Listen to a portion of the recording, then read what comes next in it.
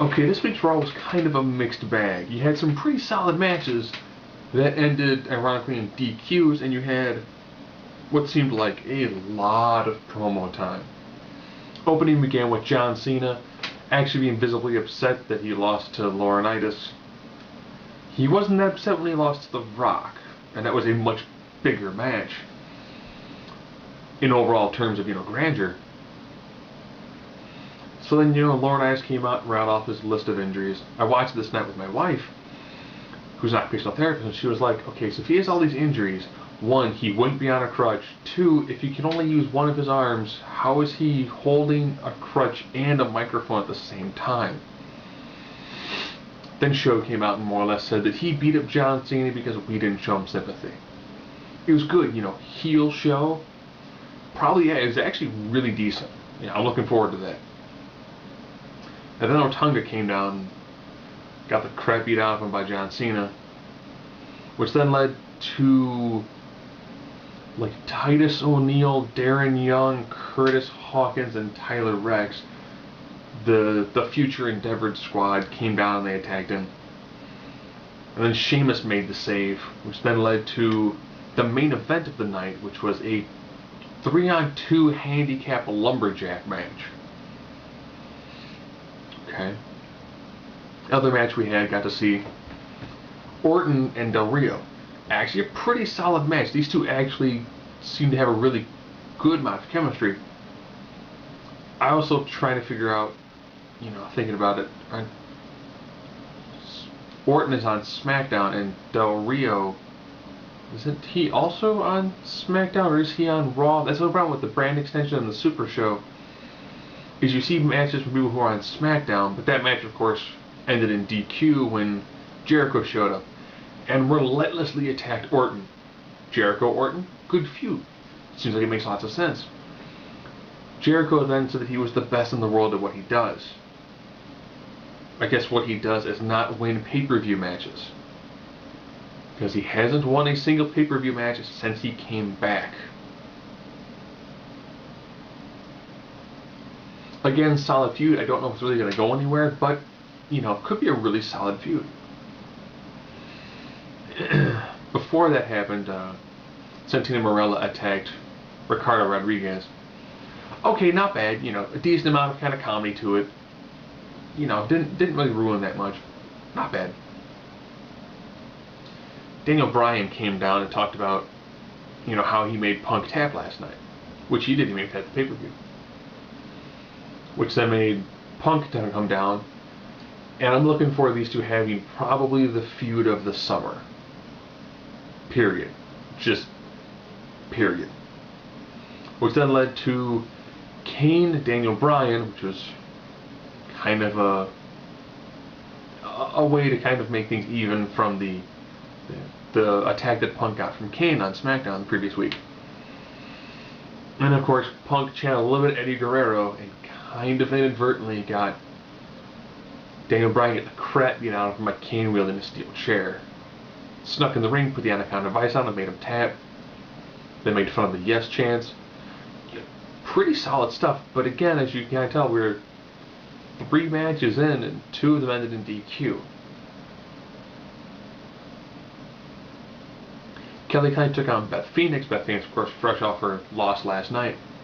I was really hoping for a squash. I really was. It seemed like Beth was going to actually annihilate Kelly Kelly. Then Kelly made a pretty decent comeback. Beth still, as always, had to carry Kelly as much as she possibly could, almost to the point where she, carried her to the victory.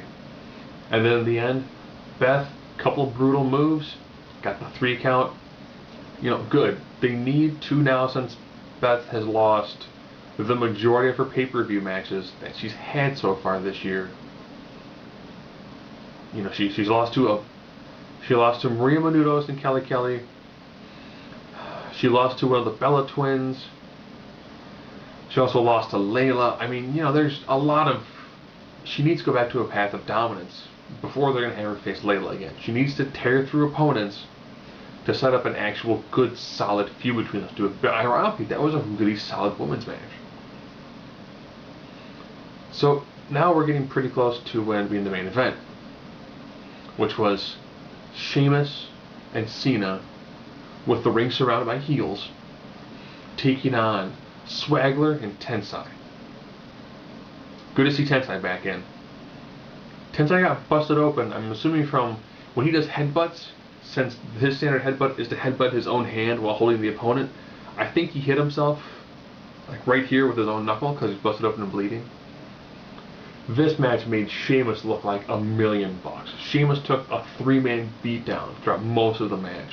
And when he got that hot tag to Cena, it was actually a good time to do a hot tag because Sheamus just got wailed on most of the match. And ironically, Ziggler looked good. Swagger used lots of his amateur wrestling, and he looked really good in that match. Seeing Tensai fighting Sheamus, I really want to see those two have a feud more than I do Tensai and Cena. Cena just sort of clean out, and then all the heels storm the ring, which then leads to all the faces running down and storming the ring. This is good. This definitely shows that battle lines have been drawn between the People Power Alliance or the heel faction and the faces. Ironically, you normally tend to hold off on these sorts of, massive groups of people until you're closer to like bragging rights or Survivor Series to really build up, stronger teams, unless they actually can, perish the thought, do this in a long-term storyline. All in all, not a bad Raw. It was a good comeback show from the last pay-per-view. Oh, forgot one other match. A very important match.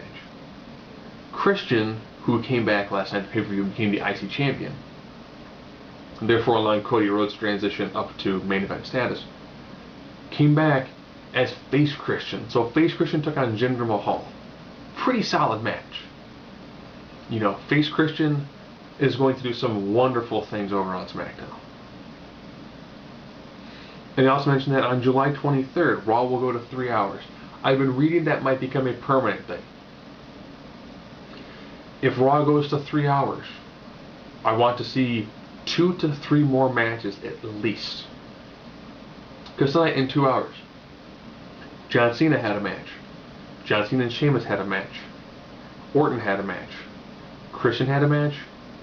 Kelly had a match. Daniel Bryan had a match. Two of these matches ended cleanly. That's 6 matches. We don't get that very often in a 2-hour Raw. You don't tend to get 6 matches unless it's beat the clock or something. If they're going to do a 3-hour Raw, they need to do a minimum of 8 matches. A minimum of 8 matches. I would prefer 9. 9 would be 1 match every 20 minutes of airtime. So as you factor in commercials, every 16 minutes you would have a match. With the average match on Raw being about 4 minutes, roughly, that still leaves them with 12 minutes of promos. Just saying it.